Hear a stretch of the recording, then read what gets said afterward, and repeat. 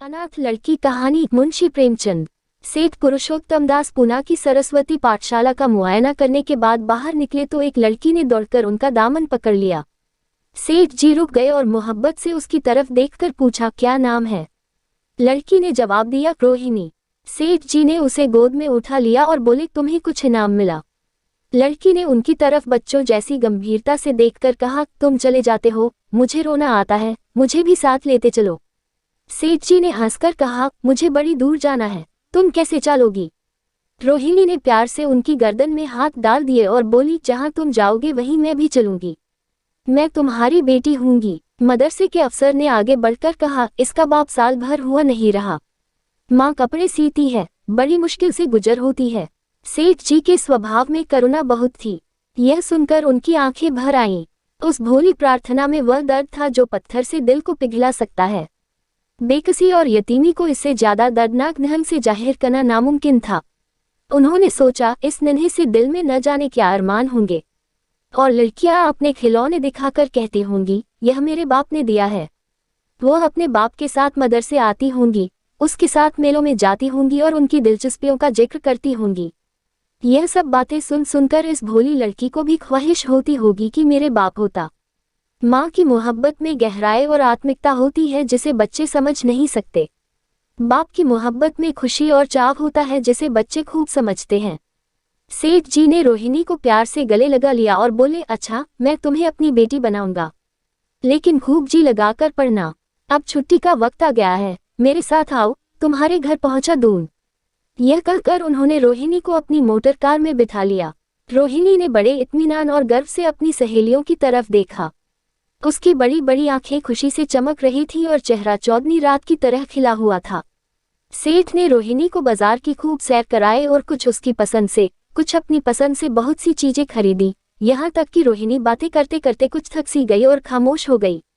उसने इतनी चीजें देखी और इतनी बातें सुनी कि उसका जी भर गया। शाम होते होते रोहिणी के घर पहुंचे और मोटर कार से उतरकर रोहिणी को अब कुछ आराम मिला। दरवाजा बंद था। उसकी माँ किसी ग्राहक के घर कपड़े देने गई थी। रोहिणी ने अपने तोहफों को उल्टना पलटना शुरू किया। खूबसूरत रबड़ के खिलौने, चीनी की गुड़िया जरा दबाने से चूं चूं करने लगती और रोहिणी यह प्यारा संगीत सुनकर फूली न समाती थी। रेशमी कपड़े और रंग बिरंगी साड़ियों की कई बंडल थे, लेकिन मखमली बूटे की गुलकारियों ने उसे खूब लुभाया था। उसे उन चीजों के पाने की जितनी खुशी थी, उससे ज्यादा उन्हें अपनी सहेलियों को दिखाने की बेचैनी थी। सुंदरी के जूते अच्छे सही, लेकिन उनमें ऐसे फूल कहाँ हैं? ऐसी गुड़िया उसने कभी देखी भी न होंगी।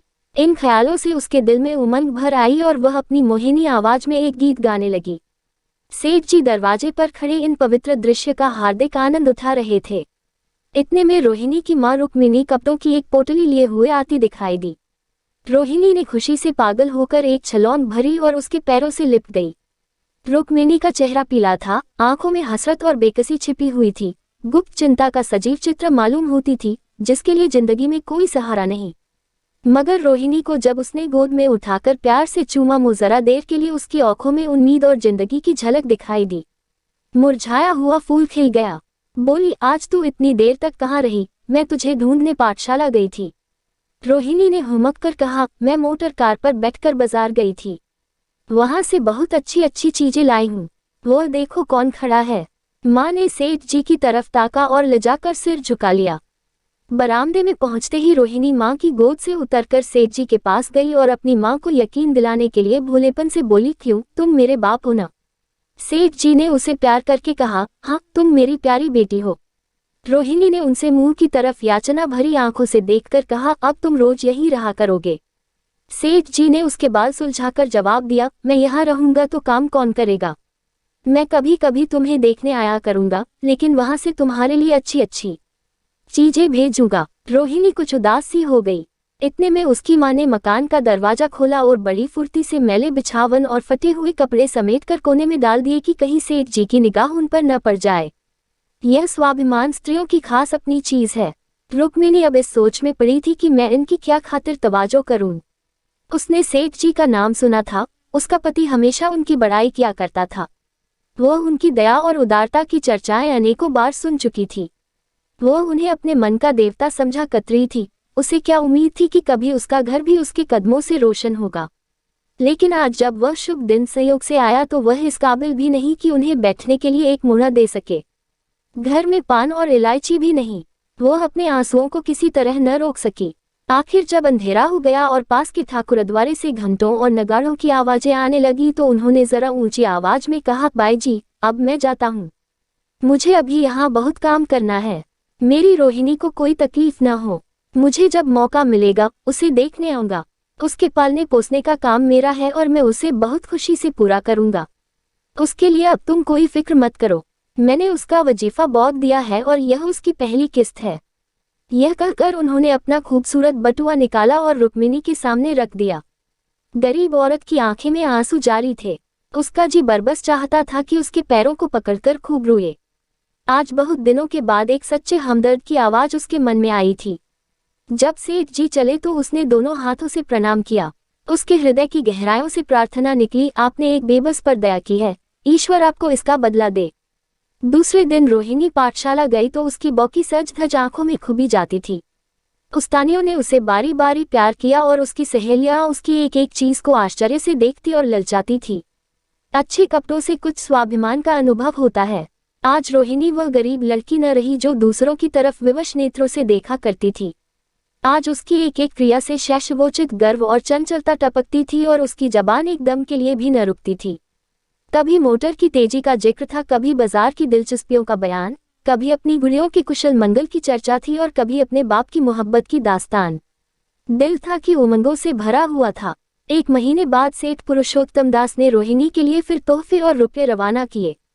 बेचारी विधवा को उनकी कृपा से जीविका की चिंता से छुट्टी मिली।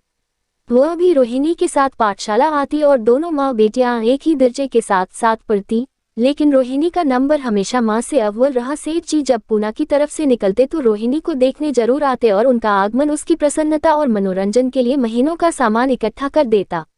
इसी तरह कई साल गुजर गए और रोहिणी ने जवानी के सुहाने हरे भरे मैदान में पैर रखा, जबकि बचपन की भोली भाली अदाओं में एक खास मतलब और इरादों का दखल हो जाता है। रोहिणी अब आंतरिक और बाह्य सौंदर्य में अपनी पाठशाला की नाक थी। हाव भाव में आकर्षक गंभीरता, बातों में गीत का सा खिंचाव और गीत का सा आत्मिक रस था। कपड़ों में रंगीन सादगी, आंखों में लाज संकोच, विचारों में पवित्रता। जवानी थी मगर घमंड और बनावट और चंचलता से मुक्त। उसमें एक एकाग्रता थी ऊंचे इरादों से पैदा होती है। स्त्रियोचित उत्कर्ष की मंजिलें वह धीरे धीरे तय करती चली जाती थी। सेठ जी के बड़े बेटे नरोत्तम दास कई साल तक अमेरिका और जर्मनी की यूनिवर्सिटियों की खाक छानने के बाद इंजीनियरिंग विभाग में कमाल हासिल करके वापस आए थे। अमेरिका के सबसे प्रतिष्ठित कॉलेज में उन्होंने सम्मान का पद प्राप्त किया था। अमेरिका के अखबार एक हिंदुस्तानी नौजवान की इस शानदार कामयाबी पर चकित थे। उन्हीं का स्वागत करने के लिए बंबई में एक बड़ा जलसा किया गया था। इस उत्सव में शरीक होने के लिए लोग दूर दूर से आए थे। सरस्वती पाठशाला को भी निमंत्रण मिला और रोहिणी को सेठानी जी ने विशेष रूप से आमंत्रित किया। पाठशाला में हफ्तों तैयारियां हुई। रोहिणी को एक दम के लिए भी चैन न था। यह पहला मौका था कि उसने अपने लिए बहुत अच्छे अच्छे कपड़े बनवाए। रंगों के चुनाव में वह मिठास थी, काट-छांट में वह फबन जिससे उसकी सुंदरता चमक उठी। सेठानी कौशल्या देवी उसे लेने के लिए रेलवे स्टेशन पर मौजूद थीं। रोहिणी गाड़ी से उतरते ही उनके पैरों की तरफ झुकी, लेकिन उन्होंने उसे छाती से लगा लिया और इस तरह प्यार किया कि जैसे वह उनकी बेटी है। वह उसे बार बार देखती थी और आंखों से गर्व और प्रेम टपक पड़ता था। इस जलसे के लिए ठीक समुंदर के किनारे एक हरे भरे सुहाने मैदान में एक लंबा चौड़ा शामियाना लगाया गया था। एक तरफ आदमियों का समुद्र उमड़ा हुआ था, दूसरी तरफ समुद्र की लहरें उमड़ रही थीं, गोया वह भी इस खुशी में शरीक थी। जब उपस्थित लोगों ने रोहिणी बाई के आने की खबर सुनी तो हजारों आदमी उसे देखने के लिए खड़े हो गए। यही तो वह लड़की है जिसने अब की शास्त्री की परीक्षा पास की है। जरा उसके दर्शन करने चाहिए। अब भी इस देश की स्त्रियों में ऐसे रतन मौजूद हैं। भोले भाले देशप्रेमियों में इस तरह की बातें होने लगी। शहर की कई प्रतिष्ठित महिलाओं ने आकर रोहिणी को गले लगाया और आपस में उसके सौंदर्य और उसके कपड़ों की चर्चा होने लगी। आखिर मिस्टर पुरुषोत्तम दास तशरीफ लाए। हालांकि वह बड़ा शिष्ट और गंभीर उत्सव था, लेकिन उस वक्त दर्शन की उत्कंठा पागलपन की हद तक जा पहुंची थी। एक भगदड़ सी मच गई। कुर्सियों की कतारें गड़बड़ हो गईं। कोई कुर्सी पर खड़ा हुआ, कोई उसके हाथों पर। कुछ मनचले लोगों ने शामियाने की रस्सियां पकड़ी और उन पर जा लग के कई मिनट तक यही तूफान मचा रहा। कहीं कुर्सियां टूटी, कहीं कुर्सियां उल्टी, कोई किसी के ऊपर गिरा, कोई नीचे। ज्यादा तेज लोगों में धौल धप्पा होने लगा। तब बीन की सुहानी आवाजें आने लगीं। रोहिणी ने अपनी मंडली के साथ देशप्रेम में डूबा हुआ गीत शुरू किया। सारे उपस्थित लोग बिल्कुल शांत थे और उस समय वह सुरीला राग, उसकी कोमलता और स्वच्छता, उसकी प्रभावशाली मधुरता, उसकी उत्साह भरी वाणी दिलों पर वह नशा सा पैदा कर रही थी जिससे प्रेम की लहरें उठती हैं, जो दिल से बुराइयों को मिटाता है और उससे जिंदगी की हमेशा याद रहने वाली यादगारें पैदा हो जाती हैं। गीत बंद होने पर तारीफ की एक आवाज न आई, वही ताने कानों में अब तक गूंज रही थी। गाने के बाद विभिन्न संस्थाओं की तरफ से अभिनंदन पेश हुए और तब नरोत्तम दास लोगों को धन्यवाद देने के लिए खड़े हुए, लेकिन उनके भाषण से लोगों को थोड़ी निराशा हुई। यो दोस्तों की मंडली में उनकी वक्तृता के आवेग और प्रवाह की कोई सीमा न थी, लेकिन सार्वजनिक सभा के सामने खड़े होते ही शब्द और विचार दोनों ही उनसे बेवफाई कर जाते थे। उन्होंने बड़ी बड़ी मुश्किल से धन्यवाद के कुछ शब्द कहे और तब अपनी योग्यता की लज्जित स्वीकृति के साथ अपनी जगह पर आ बैठे। कितने ही लोग उनकी योग्यता पर ज्ञानियों की तरह सिर हिलाने लगे। अब जलसा खत्म होने का वक्त आया। वह रेशमी हार जो सरस्वती पाठशाला की ओर से भेजा गया था, मेज पर रखा हुआ था। उसे हीरो के गले में कौन डाले? प्रेसिडेंट ने महिलाओं की पंक्ति की ओर नजर दौड़ाई। चुनने वाली आंख रोहिणी पर पड़ी और ठहर गई। उसकी छाती धड़कने लगी, लेकिन उत्सव के सभापति के आदेश का पालन आवश्यक था। वह सर झुकाए हुए मेज के पास आई और कांपते हाथों से हार को उठा लिया। एक क्षण के लिए दोनों की आंखें मिली और रोहिणी ने नरोत्तम दास के गले में हार डाल दिया। दूसरे दिन सरस्वती पाठशाला के मेहमान विदा हुए, लेकिन कौशल्या देवी ने रोहिणी को न जाने दिया। बोली, अभी तुम्हें देखने से जी नहीं भरा, तुम्हें यहाँ एक हफ्ता रहना होगा। आखिर मैं भी तो तुम्हारी माँ हूँ। एक माँ से इतना प्यार और दूसरी माँ से इतना अलगाव। रोहिणी कुछ जवाब न दे सकी। यह सारा हफ्ता कौशल्या देवी ने उसकी विदाई की तैयारियों में खर्च किया। 7वें दिन उसे विदा करने के लिए स्टेशन तक आई। चलते वक्त उससे गले मिली और बहुत कोशिश करने पर भी आंसुओं को न रोक सकी। नरोत्तम दास भी आए थे। उनका चेहरा उदास था। कौशल्या ने उनकी तरफ सहानुभूतिपूर्ण आंखों से देखकर कहा, मुझे यह तो ख्याल ही न रहा, रोहिणी क्या यहाँ से पुणे तक अकेली जाएगी? क्या हर्ज है, तुम ही चले जाओ, शाम की गाड़ी से लौट आना। नरोत्तम दास के चेहरे पर खुशी की लहर दौड़ गई, जो इन शब्दों में न छिप सकी। अच्छा, मैं ही चला जाऊंगा। वह इस फिक्र में थे कि देखें विदाई की बातचीत का मौका भी मिलता है या नहीं। अब वह खूब जी भरकर अपना दर्द दिल सुनाएंगे और मुमकिन हुआ तो उस लाज संकोच को, जो उदासीनता के पर्दे में छिपी हुई है, मिटा देंगे। रुक्मिणी को अब रोहिणी की शादी की फिक्र पैदा हुई। पड़ोस की औरतों में इसकी चर्चा होने लगी थी। लड़की इतनी सयानी हो गई है, अब क्या बुढ़ापे में ब्याह होगा? कई जगह से बात आई। उनमें कुछ बड़े प्रतिष्ठित घराने थे, लेकिन जब रुक्मिणी उन पैमानों को सेठ जी के पास भेजती तो वे यही जवाब देते कि मैं खुद फिक्र में हूँ। रुक्मिणी को उनकी यह टाल मटोल बुरी मालूम होती थी। रोहिणी को बंबई से लौटे महीना भर हो चुका था। एक दिन वह पाठशाला से लौटी तो उसे अम्मा की चारपाई पर एक खत पड़ा हुआ मिला। रोहिणी पढ़ने लगी। लिखा था, बहन, जब से मैंने तुम्हारी लड़की को बंबई में देखा है, मैं उस पर रीझ गई हूँ। अब उसके बगैर मुझे चैन नहीं है। क्या मेरा ऐसा भाग्य होगा कि वह मेरी बहू बन सके? मैं गरीब हूँ, लेकिन मैंने सेठ जी को राजी कर लिया है। तुम भी मेरी यह विनती कबूल करो। मैं तुम्हारी लड़की को चाहे फूलों की सेज पर न सुला सकूं, लेकिन इस घर का एक एक आदमी उसे आंखों की पुतली बनाकर रखेगा। अब रहा लड़का, माँ के मुंह से लड़के का बखान कुछ अच्छा नहीं मालूम होता, लेकिन यह कह सकती हूँ कि परमात्मा ने यह जोड़ी अपनी हाथों बनाई है। सूरत में, स्वभाव में, विद्या में, हर दृष्टि से वह रोहिणी के योग्य है। तुम जैसे चाहे अपना इत्मीनान कर सकती हो। जवाब जल्द देना और ज्यादा क्या लिखूं। नीचे थोड़े से शब्दों में सेठ जी ने उस पैगाम की सिफारिश की थी। रोहिणी गालों पर हाथ रखकर सोचने लगी। नरोत्तम दास की तस्वीर उसकी आंखों के सामने आ खड़ी हुई। उनकी वह प्रेम की बातें, जिनका सिलसिला बंबई से पुणे तक नहीं टूटा था, कानों में गूंजने लगी। उसने एक ठंडी सांस ली और उदास होकर चारपाई पर लेट गई। सरस्वती पाठशाला में एक बार फिर सजावट और सफाई के दृश्य दिखाई दे रहे हैं। आज रोहिणी की शादी का शुभ दिन। शाम का वक्त, बसंत का सुहाना मौसम। पाठशाला के दारों दीवार मुस्करा रहे हैं और हरा भरा बगीचा फूला नहीं समाता। चंद्रमा अपनी बारात लेकर पूरब की तरफ से निकला। उसी वक्त मंगलाचरण का सुहाना राग उस रूपहली चौदनी और हल्के हल्के हवा के झोंकों में लहरें मारने लगा। दूल्हा आया। उसे देखते ही लोग हैरत में आ गए। यह नरोत्तम दास थे। दूल्हा मंडप के नीचे गया। रोहिणी की माँ अपने को रोक न सकी, उसी वक्त जाकर सेठ जी के पैर पर गिर पड़ी। रोहिणी की आंखों से प्रेम और आनंद के आंसू बहने लगे।